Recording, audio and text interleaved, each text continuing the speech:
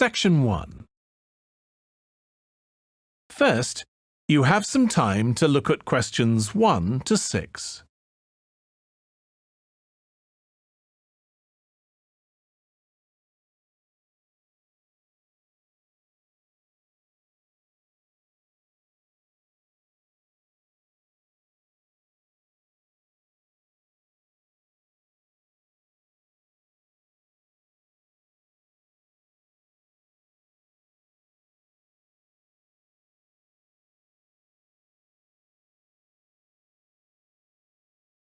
Hello, I'm Jo from Health Services, and I'm pleased to be here talking to you today. You've come here today to learn more about gaining confidence and setting goals. How many of you are truly positive thinkers? Positive thinking is the key to confidence. It doesn't matter whether you are playing a sports match, facing an interview, or preparing for an exam. If you apply positive thinking, you will gain confidence. This is the secret. Positive thought patterns. Positivity leads to confidence, which, in turn, will optimize your performance. What is the one simple mental strategy that all confident people have in common? They concentrate on success. But don't they ever fail? Don't they make mistakes? What happens when things go wrong? The crucial difference is that they don't dwell on failure. Everybody makes mistakes. How else do we learn? Rather than giving up or becoming depressed, the best strategy is to register the mistake, note what went wrong, and determine what would have been a better way to act or what could have been done differently in order to achieve a more successful outcome. Then move on. Yes, erase the negative emotions. Allow those memories of defeat, frustration, or dissatisfaction to fade and move forward. Negativity erodes confidence. You need to put aside your disappointments and focus on successful outcomes. Oh, it's not that easy, I can hear you saying. Well, no, it's not easy to forget failure, but no one ever fails completely. So congratulate yourself on the areas where you did do well. Mentally replay the best bits, even if they're only a small part. Now, there are 2 more things you need to do. Firstly, rehearsal. Yes, you heard me. Rehearsal. Surely only actors in a play need to rehearse their parts? No, the truth is we all need to rehearse. This is a surefire way to build confidence. Before the match, presentation, the exam, or whatever, imagine yourself performing successfully in that particular situation. And here's the second tip. Look confident. That will always give you an extra physiological advantage. So you can see that mind and body work together on this. You have to think and act positively. Let's talk a bit more about how to look confident. If you have to overcome a challenge, get rid of that anxious expression and rigid posture, those downcast eyes and nervous gestures. Even if you don't feel very self-assured, you can still give the appearance of confidence.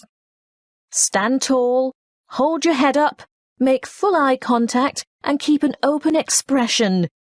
Replace the frown with a smile if you can manage it. And those hunched shoulders? Relax those shoulder muscles. If you need to, take a deep breath and stretch to release pent-up anxiety and tension. What if you have to make a difficult phone call, for example?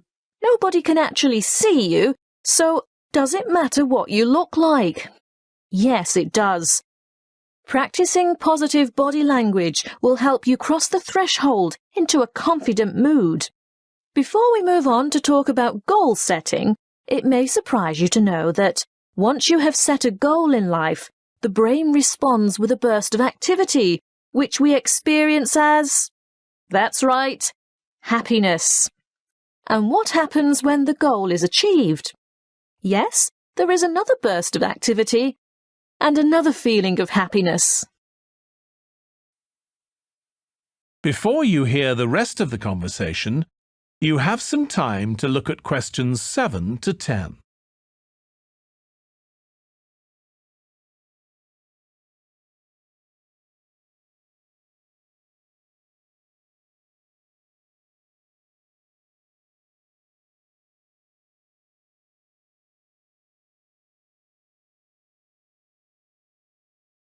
Now listen and answer questions 7 to 10.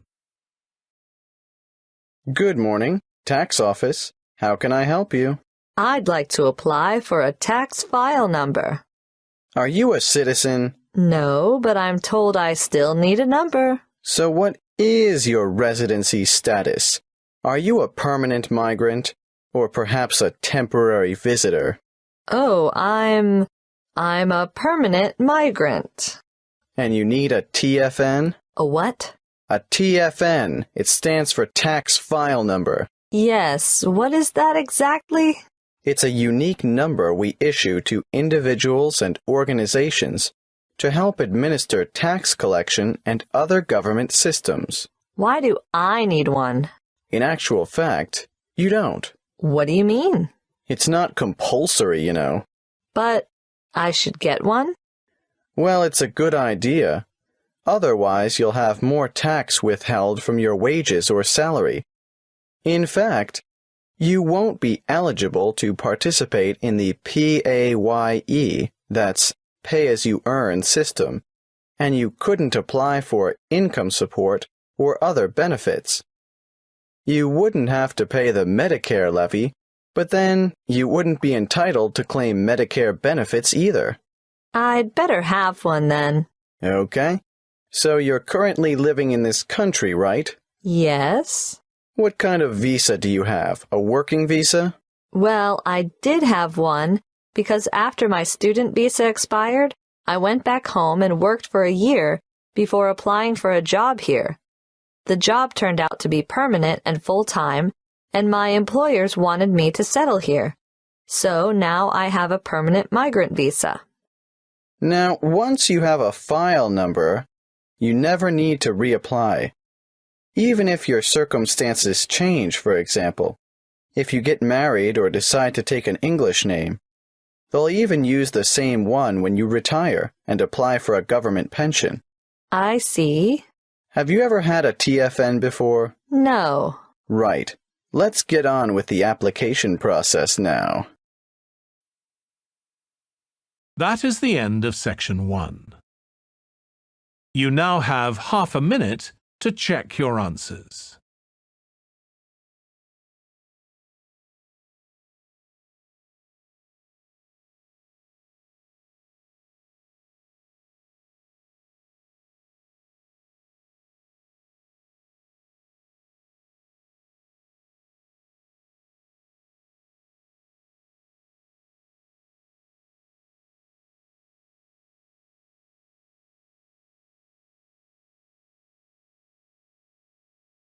Now turn to section 2.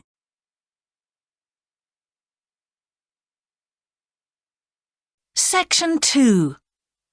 First, you have some time to look at questions 11 to 13.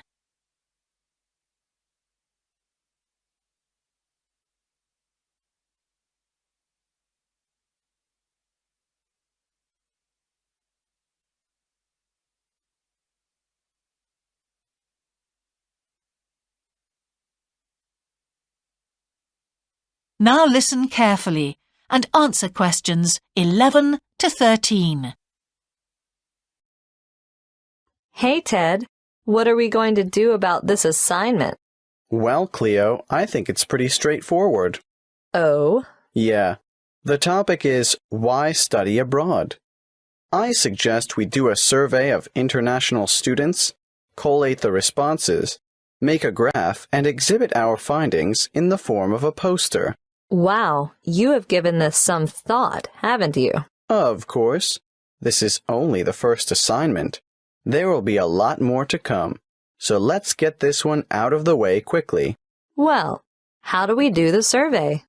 I think we need to find a good selection of foreign students. So, how about we go over to the English language school at lunchtime and talk to some of the students there? That's not a bad idea. But we shouldn't limit ourselves to that department. Why not? Well, think about it. They'll all give the same reason, to learn English. Of course, you're right. Well, one of us could cover the language school, and the other could go around the business school. Yes, I know there are a lot of internationals there, too. But I think a random sample from foreign students on campus might give us a better range of answers. What are we going to ask them? Why are you studying abroad? An open question like that could mean we get hundreds of different responses. It would be better if we made up, say, 10 reasons and asked each respondent to place them in order of importance. You're right. That would certainly make collation easier. Any ideas about what these 10 reasons might be? Sure. I've got enough foreign friends to know quite a lot about what motivates them. Oh. Before you hear the rest of the talk, you have some time to look at questions 14 to 20.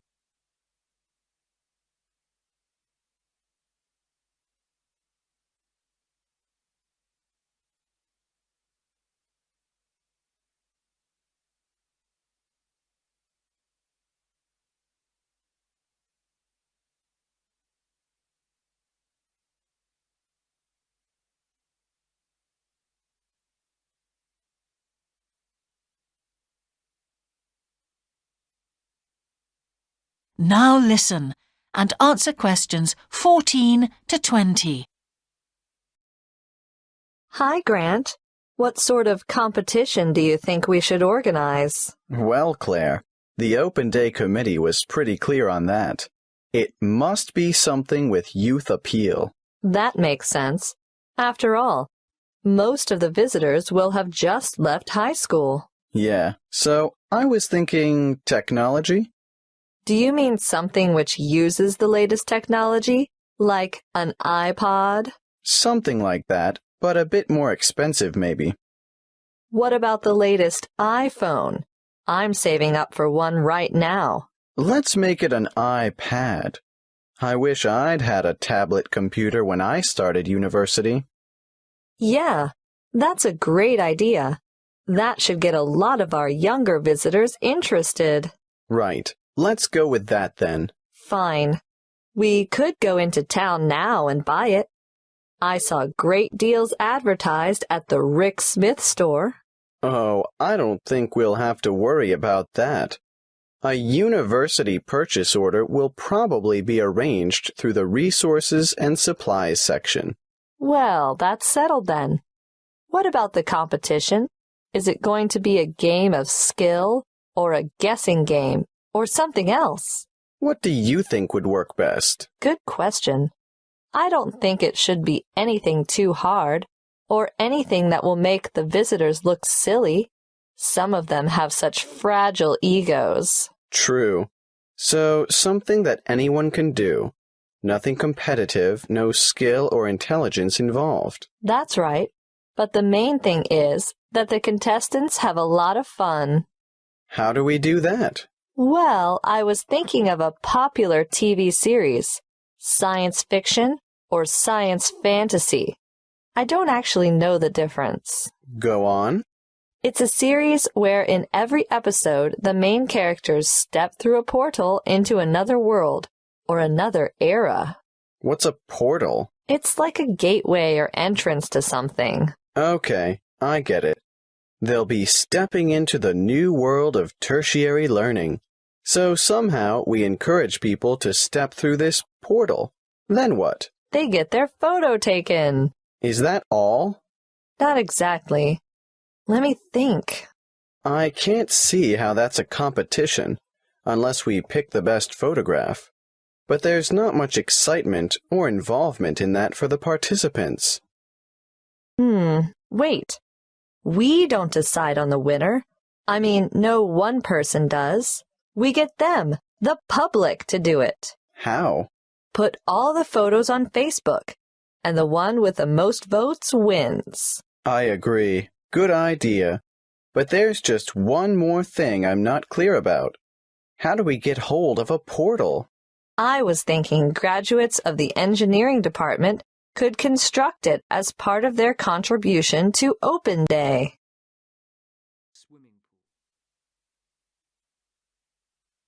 That is the end of section 2. You now have half a minute to check your answers.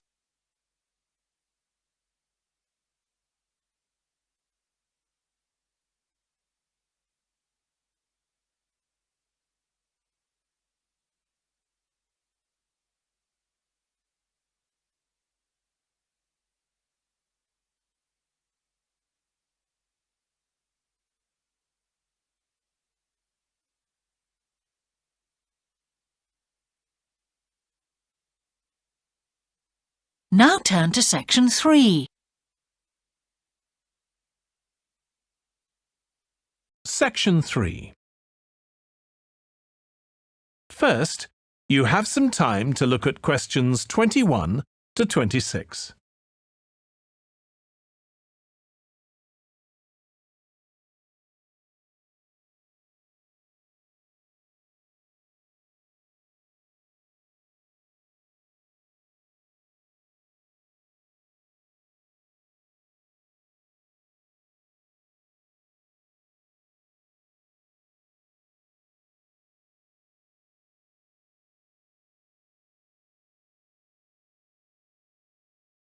Now listen carefully and answer questions 21 to 26.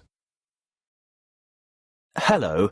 I'm glad so many of you have turned out to hear what I have to say today about the British Isles, that area of the Eastern Atlantic that we Americans find so confusing. I'm afraid just looking at a map or a page in the atlas doesn't necessarily explain the geographic terminology. In referring to the British Isles, a word of apology for those of you of Irish descent, that is, those whose ancestors come from Ire, the Republic of Ireland. No matter how geographically accurate the place names that I use today are, some of you will be understandably upset to be included in anything termed British. I have a very useful image that might help you differentiate between the various labels that distinguish the political and geographic reality of the so-called British Isles. I want to show you a Venn diagram, which is a mathematical illustration that shows all the possible relationships between sets. Look at this Venn diagram, and you will see that the geographical terminology is in bold, while the political terms are in italics. See here the British Isles in bold and the British Islands in italics.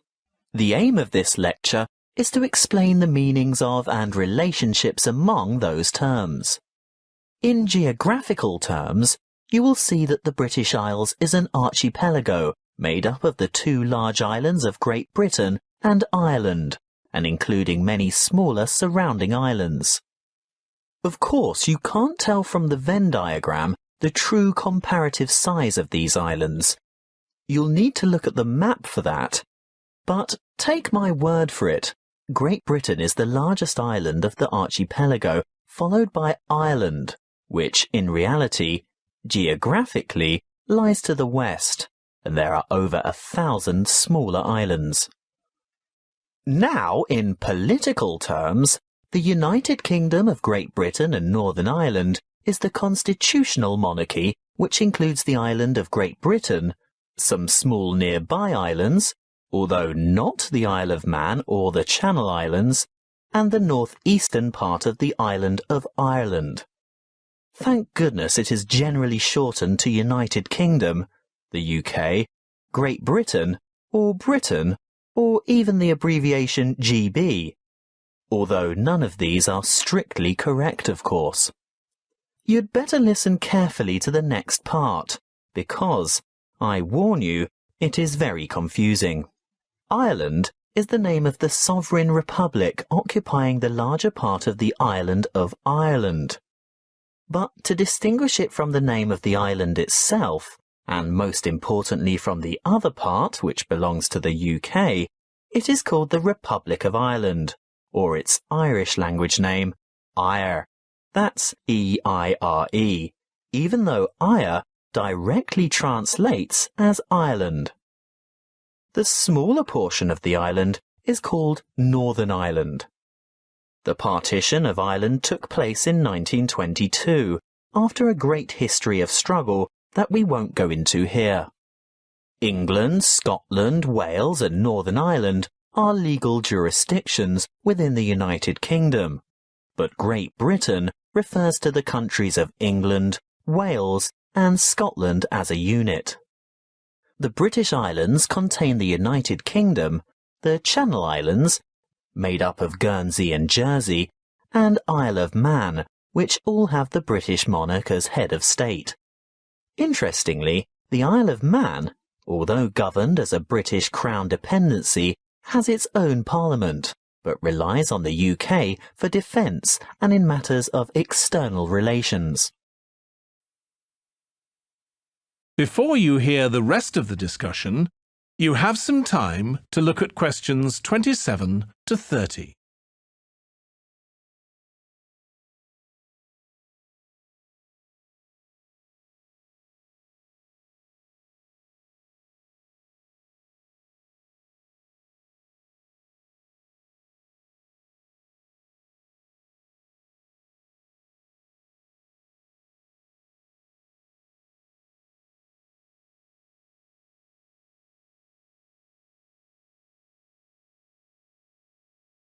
Now listen and answer questions 27 to 30.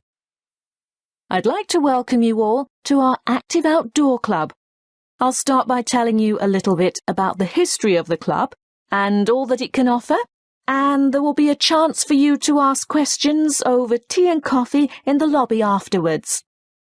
You'll also be able to pick up pamphlets from the table at the back of the hall, and if you wish to purchase any of our products, Bill will serve you at the front counter.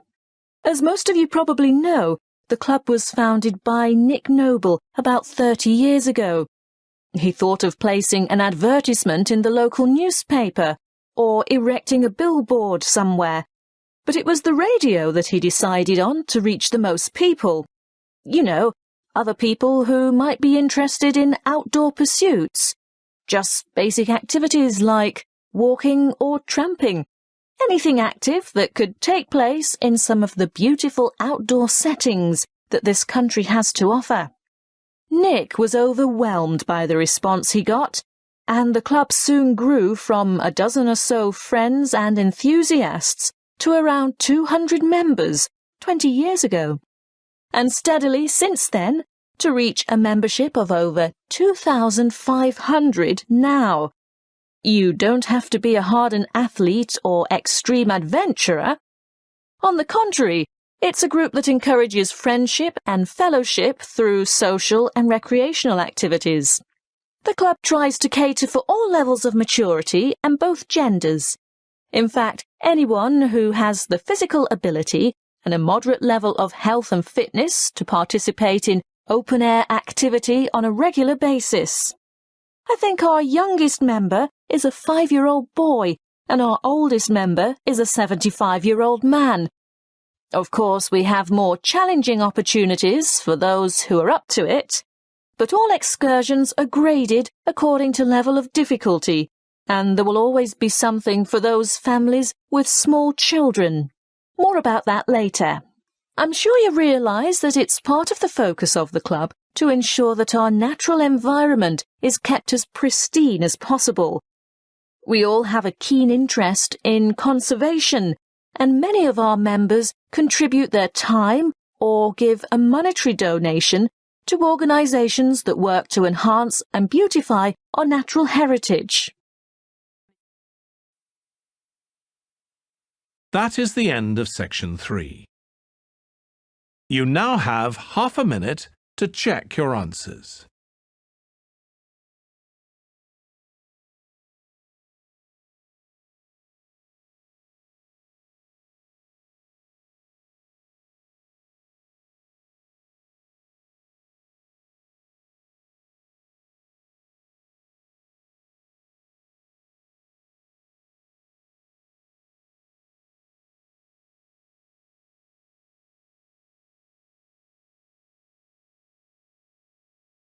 Now turn to Section 4.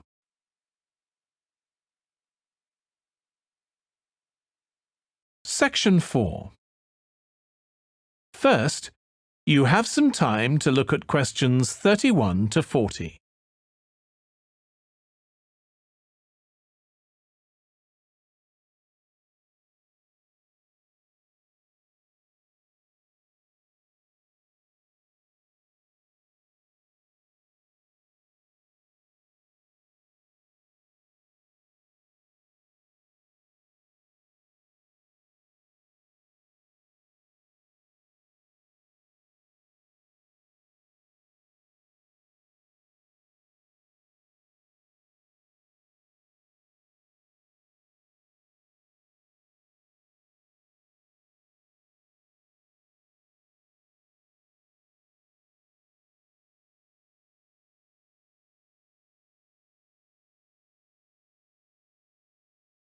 Now listen carefully and answer questions 31 to 40. I'm very glad that the two of you decided to pursue this research topic, because I think it's not only much needed, but very relevant to current psychological concerns about addiction issues in young people. Now, tell me, how did you get started? Well, we looked around for problems, or perceived problems, that teenagers in general might encounter, and we came up with the extremely popular phenomenon of instant messaging and the implications that the use or overuse of this form of communication might have on teen behaviour. Then we decided to propose the concept of instant messaging addiction. By the way, do you mind if we abbreviate instant messaging to IM in our discussion? Not at all. But before you go any further, tell me something about the demographic sample you used. We chose a random sample of teenagers from Jiangsu province from a typical public middle school, and we considered this group to be representative of teenagers in urban China. We distributed 500 questionnaires and 450 were returned. The sample group was on average aged between 14 and 15 years. Internet addiction, or technological addiction as it's sometimes called, has been studied many times before. What makes your research different? Well, previous studies indicated that internet-dependent students are more likely to use instant communication, but we wanted to find out primarily whether IM addiction actually exists, and if so, what the symptoms are. And secondly, we wanted to know whether IM addiction could be predicted. And finally, whether addiction has an impact on academic performance. Quite a large undertaking. Tell me, what IM addiction symptoms did you identify among teenagers in your sample? We found 4 major IM addiction symptoms, which are remarkably similar to the symptoms used to identify substance dependence. Although here we're looking at behavioural addiction, not chemical addiction to drugs, alcohol, or the like. Yes, loss of control was a significant factor, which indicates that the addicts had less self-discipline. They could not control the amount of time they spent on IM, and they neglected their schoolwork, as well as other responsibilities or obligations they might have. Obviously, academic performance was adversely affected. I'm sure that led to a lot of complaints from family and friends, not to mention teachers. Yes, of course. Another symptom was, as you would expect, a preoccupation with instant messaging. They would be annoyed if interrupted when chatting online, and they would feel depressed and moody when they couldn't. They would go without sleep in order to chat, and when they were offline, they would still be thinking about online chatting. As in chemical addiction, they would need to increase the dose, in this case of IM time, to get satisfaction. That sounds quite disturbing. Yes, and as you can imagine, loss of relationships due to overuse of IM was a factor too. The addicted teenagers would rather chat online than go out with friends or spend time with family, which jeopardized their social relationships and their educational opportunities. The fourth addictive factor we found was escape. These teenagers used IM as a form of escape from reality and responsibilities.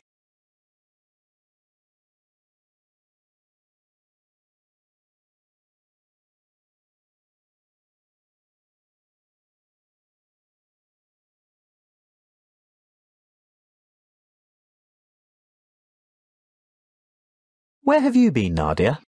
Browsing in the bookshop. What took you so long? You said you were only going to be away 5 minutes.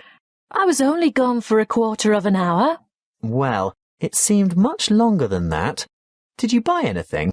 I was tempted to get the latest novel by Dan Brown, but it's quite heavy and I'd have to carry it around with me. If I could have found a crossword puzzle book, I'd have bought it.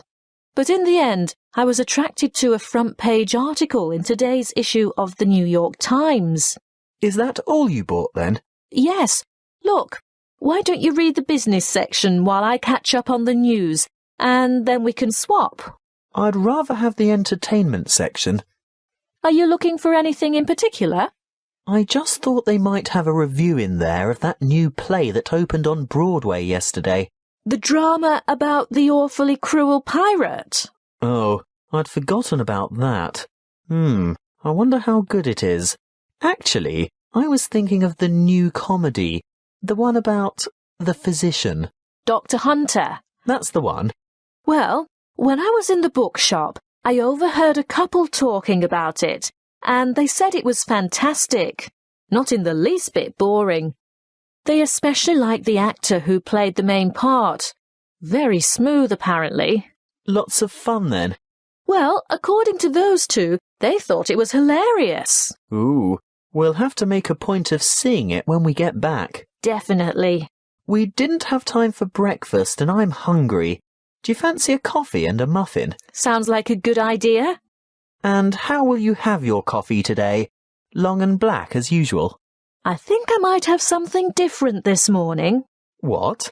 You don't mean a flat white or some other milky one? Oh, I don't know. I want something to perk me up. An espresso, short and black with sugar? Perfect. Will that be with a chocolate muffin or a berry muffin? I'll try to stay off chocolate. The berry sounds healthier.